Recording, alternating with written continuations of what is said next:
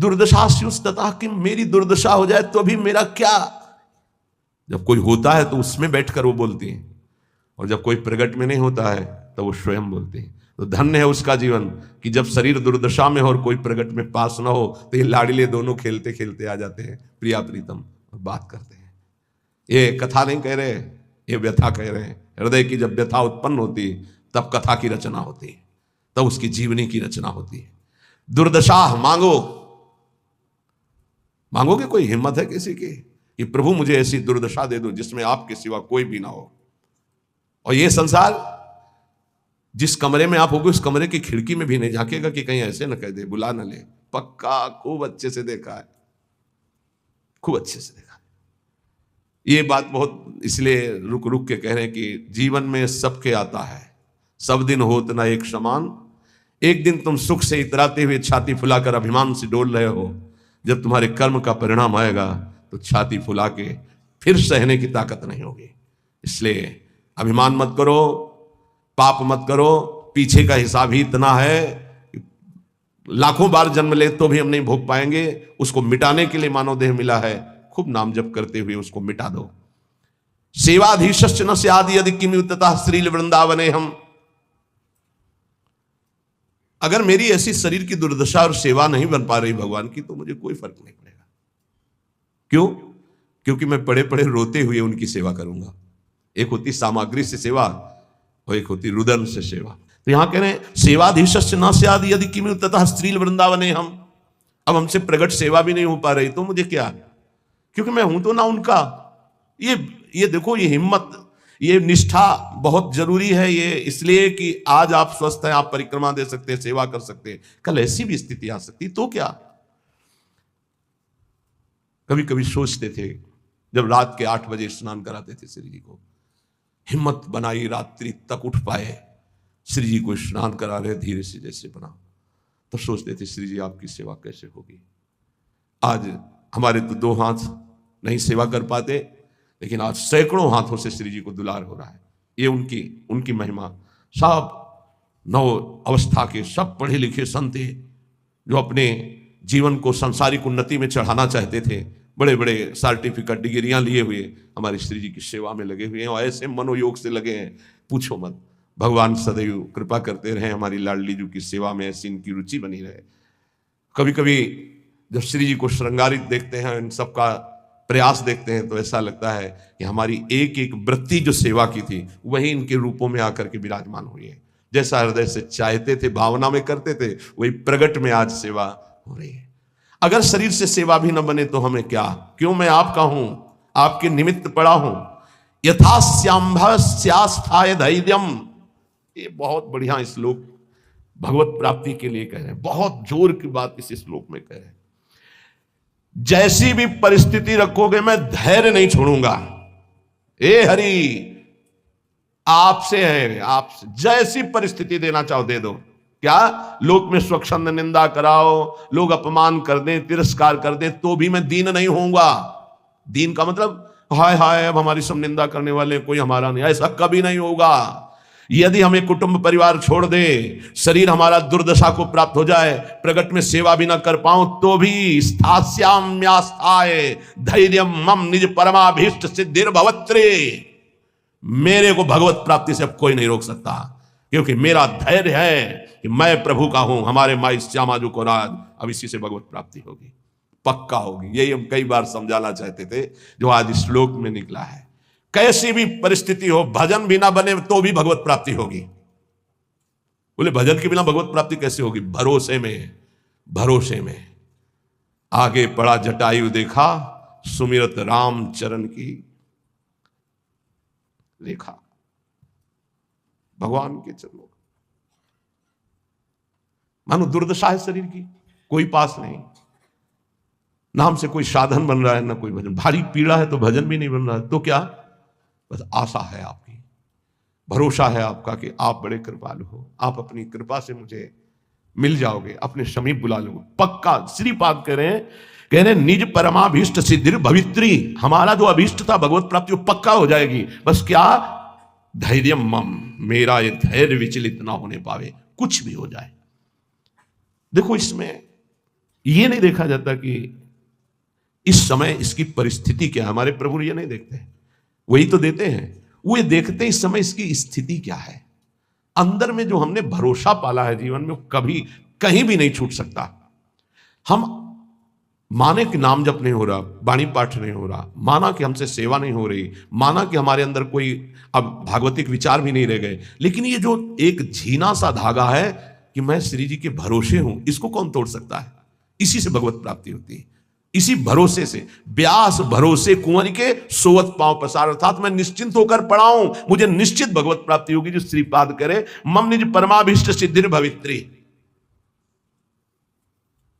बहुत जोर की बात है, हर उपासक के लिए ये अध्यात्म की चरम सीमा की स्थिति की बात है। इस पर विश्वास कर लो अगर कर पाओ। कैसी भी परिस्थिति हो, मैं श्री जी का हूं, श्री जी का ही रहूंगा, चाहे कितना भी कष्ट आ जाए, निश्चित भगवत प्राप्ति हो जाएगी। निश्चित आपको वो परम सिद्धि प्राप्त होगी जो किसी साधना से नहीं प्राप्त होती है।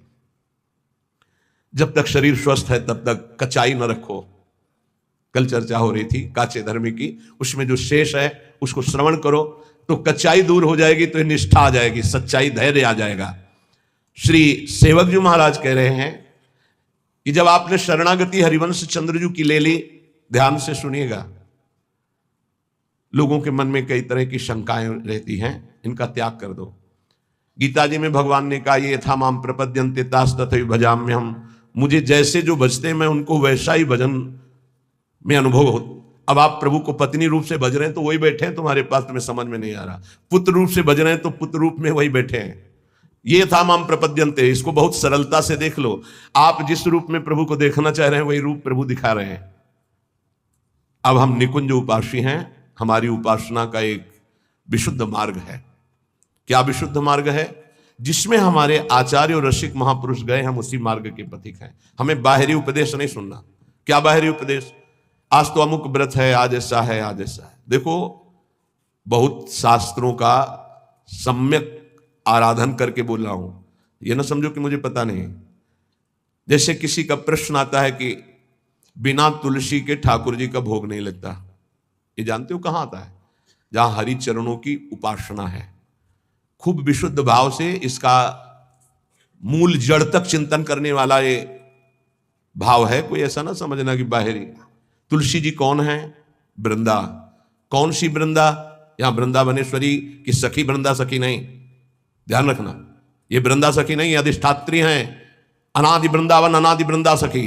ये वो वृंदा जो नारायण को पति रूप में बनाना चाहती थी। तो देवर्षि नारद जी आए और कहा, देवी नारायण को ऐसे तुम पति रूप में नहीं बना पाओगे, पहले तुम्हारे पातिव्रत धर्म की परीक्षा होगी। बोले देने के लिए तैयार हूं।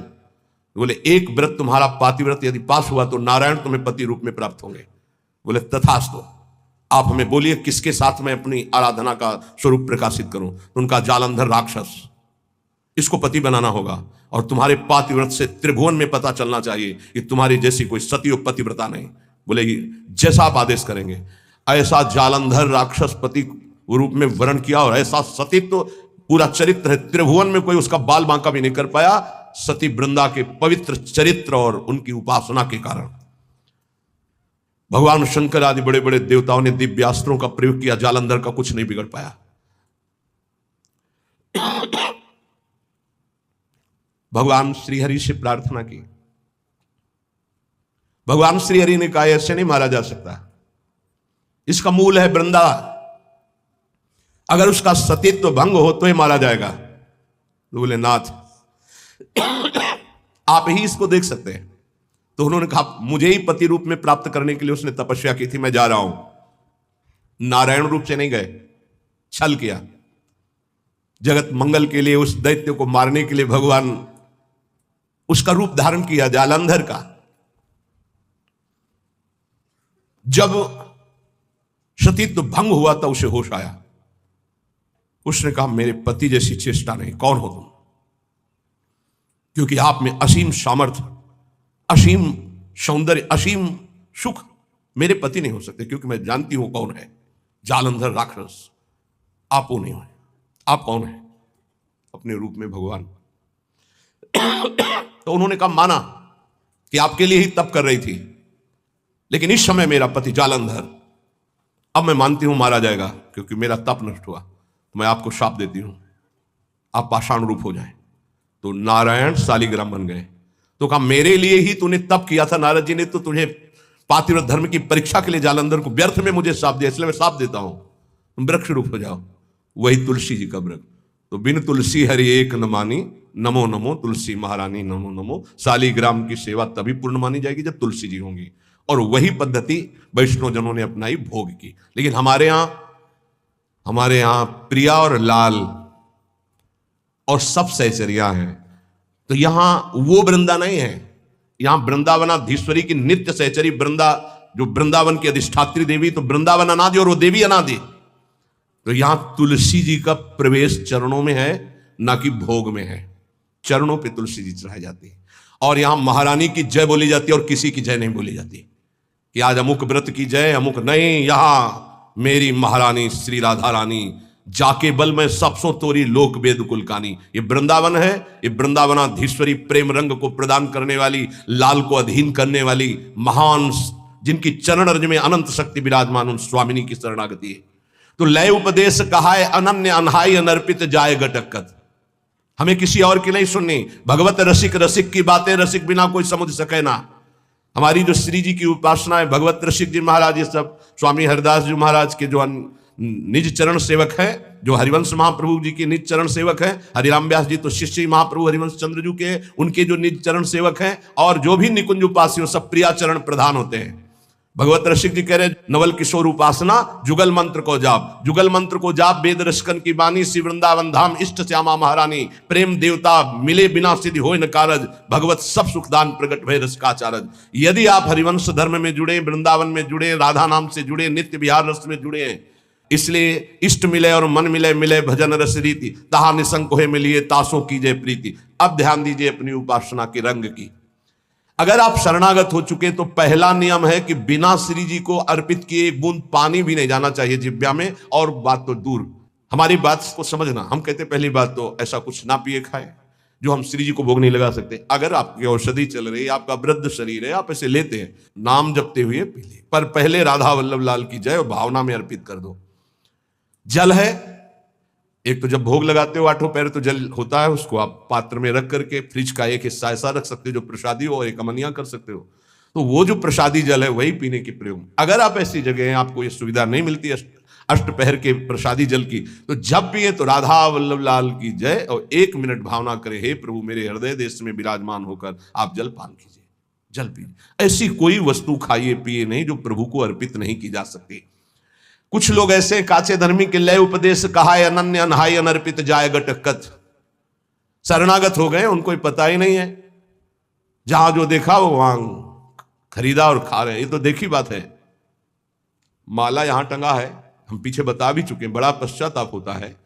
आप वैष्णव हैं और गोलगप्पा दोना में लिए हैं, ऐसे यहां टपक रहा है गोलगप्पा, माला के ऊपर जा रहा है। मान लो माला का आप महत्व तो नहीं समझते, माला साक्षात श्री जी में है, क्योंकि उससे हम नाम जप करते हैं, ऐसा नहीं करते। अगर आपको ऐसे कुछ पदार्थ पाने हैं, नहीं आपकी जिह्वा रुकती, तो हम कह रहे खरीद लो, पात्र में रख लो, कुटिया में जाओ, श्री जी को भोग लगाओ, थोड़ा नाम कीर्तन करो, फिर उसको मर्यादा से पालो। आप वैष्णव हो, बाजार में खड़े खड़े कंठी तिलक लगाए, अच्छा लगता है आपको?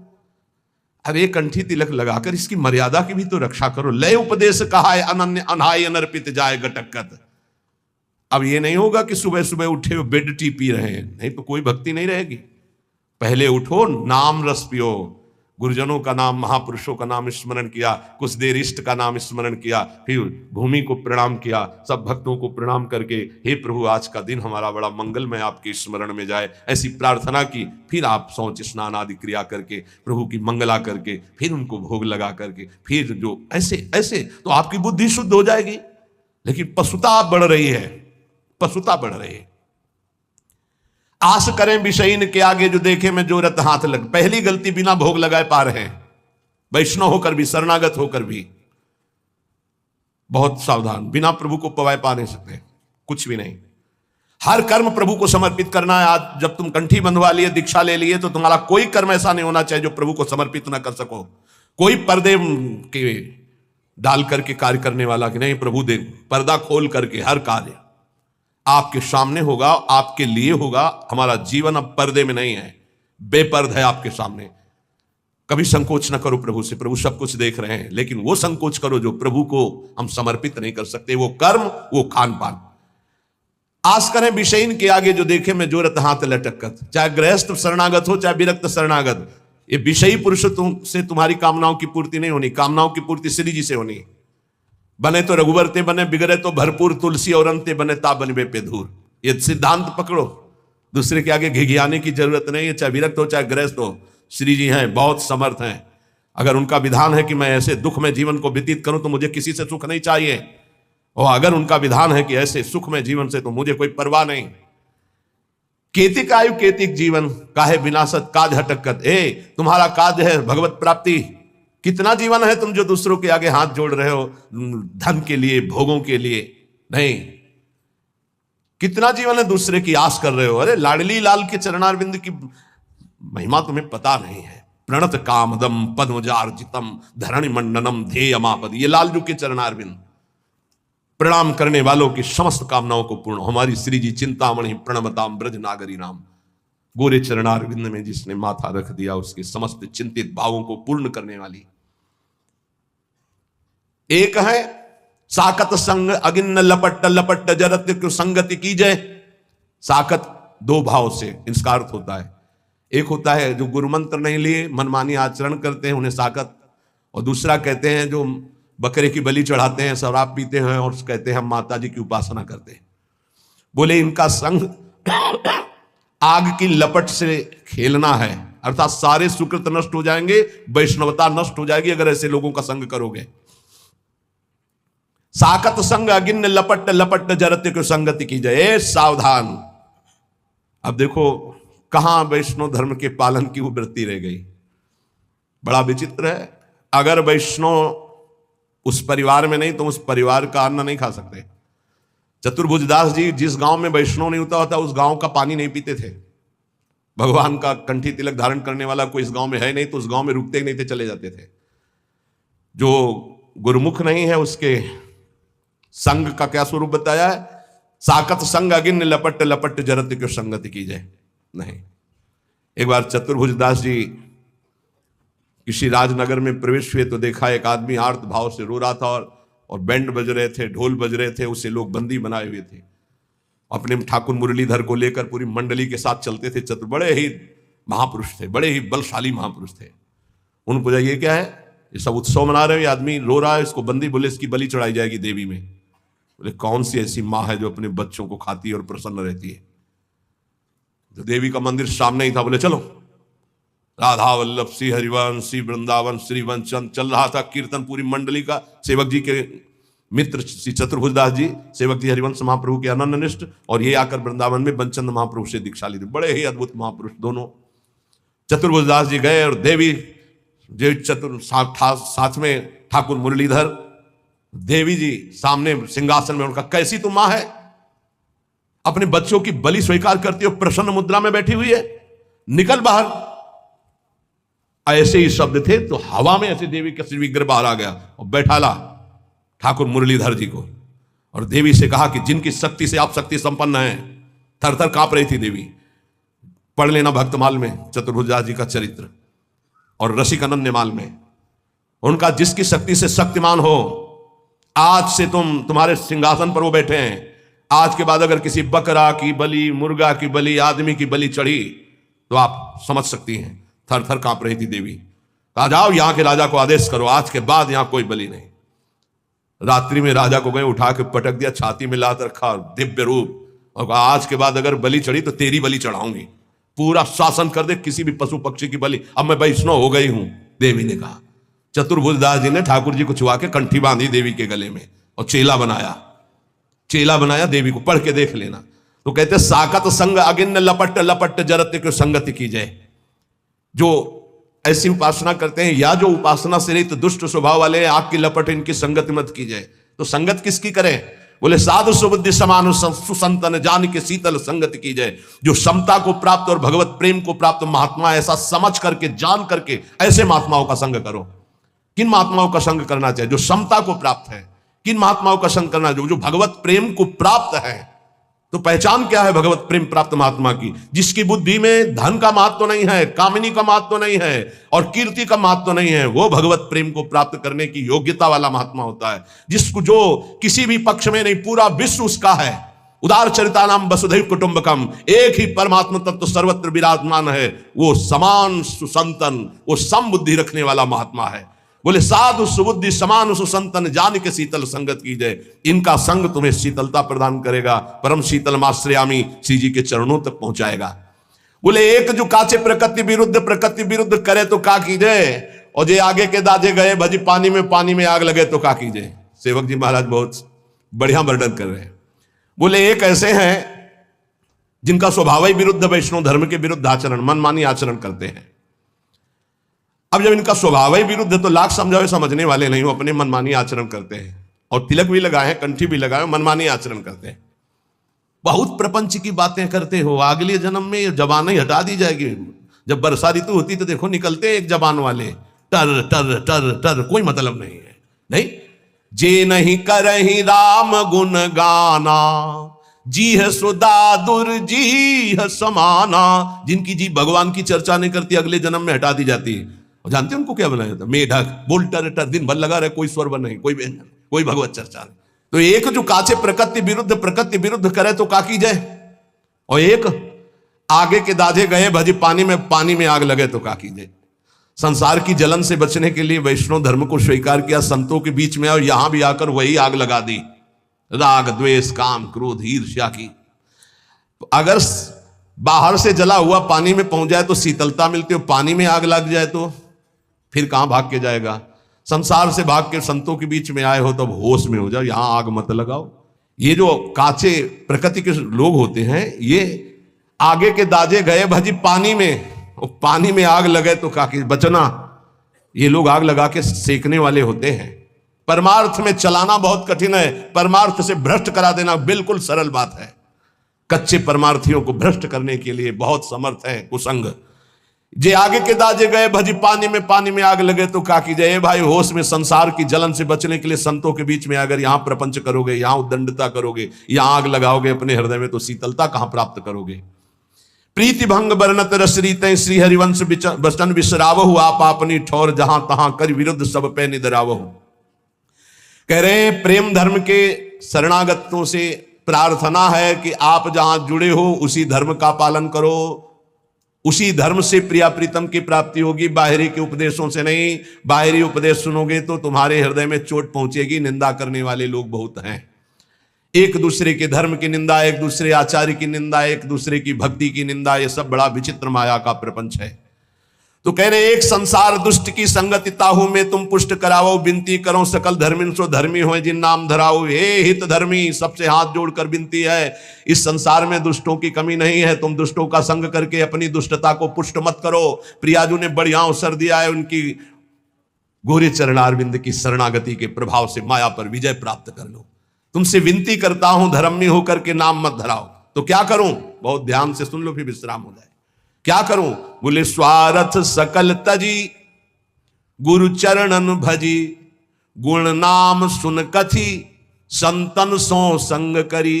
काल ब्याल मुख पर्यो, कफ बात पित्त भर्यो, भ्रम्यो कत अनन्य कहे की जिय लाज धरी।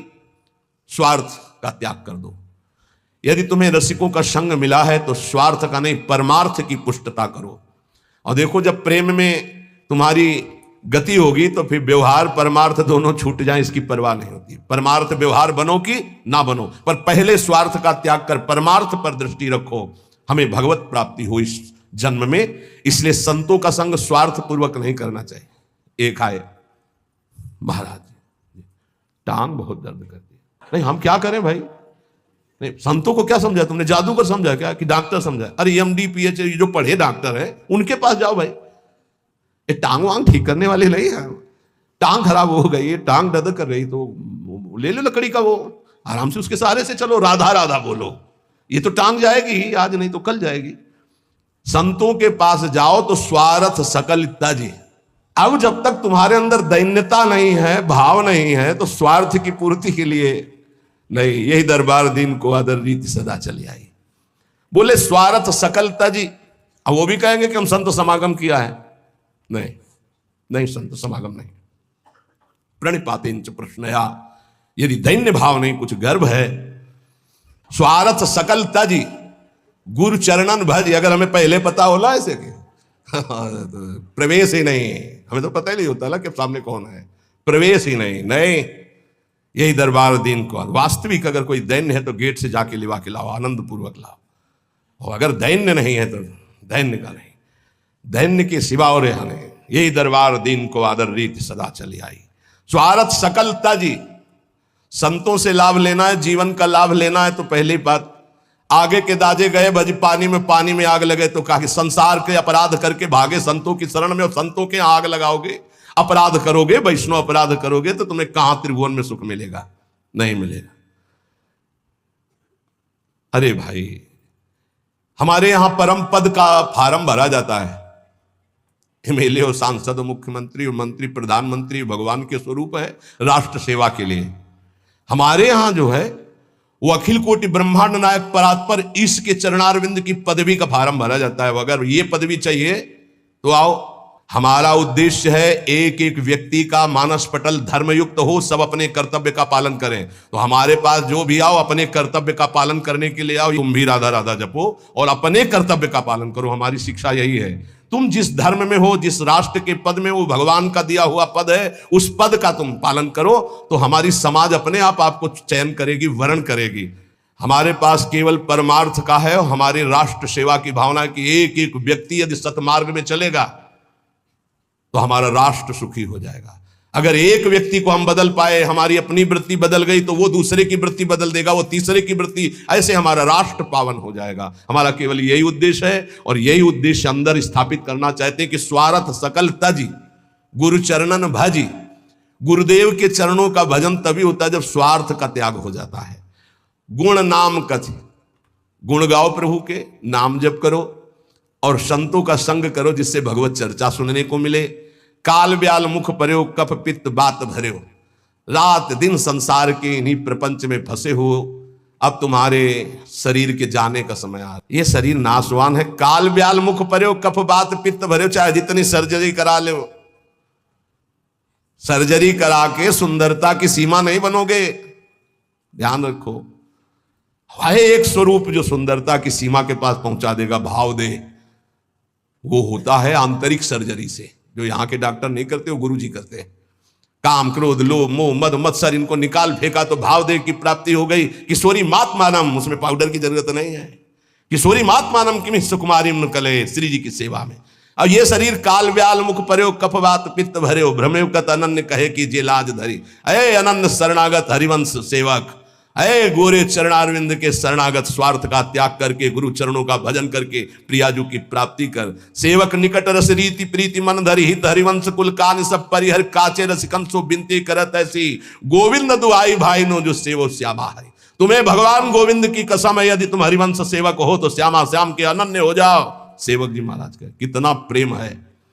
कह रहे हैं काचे रसिकन सो बिनती करते है, कच्चे रसिको तुम्हारे हाथ जोड़कर विनती करता हूं, तुम्हें गोविंद भगवान की कसम है, अपने गुरुजनों के नजदीक होकर रस रीति सीखो, प्रिया प्रीतम के दुलार करने की, और सेवो श्यामा हरि, प्रिया प्रीतम का सेवन करके जीवन निहाल कर लो। खूब नाम जप करो, खूब श्री जी के यश चर्चा को सुनो, गंदे विचारों का त्याग करो, गंदे आचरणों का त्याग करो, गंदे भावों का त्याग करो। संतों के पास स्वार्थ युक्त बुद्धि से मत जाओ। थोड़ी एक जगह तो रखो जहां चैन से बैठ सको। वही कामना, वही स्वार्थ, वही शरीर, वही भोग, वही वासना।